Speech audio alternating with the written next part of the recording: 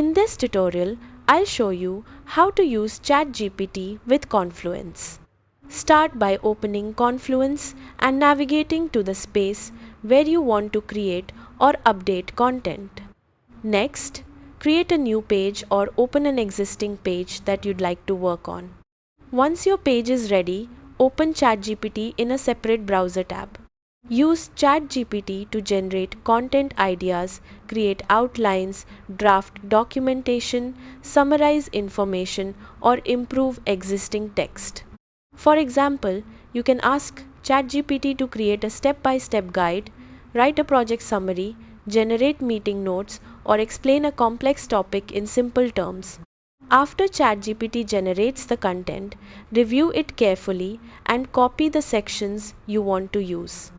Return to Confluence and paste the content into your page. You can then format the text using headings, bullet points, tables, images, and other Confluence features to make the page easier to read. Take a moment to edit the content and customize it for your team, project, or organization. Once everything looks accurate and well organized, review the page one final time. Then click Publish to make the content available to your team.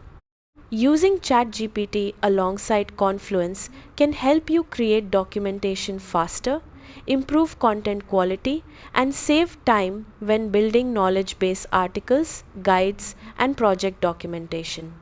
And that's it. You've successfully learned how to use ChatGPT with Confluence. Thanks for watching, and I'll see you in the next tutorial.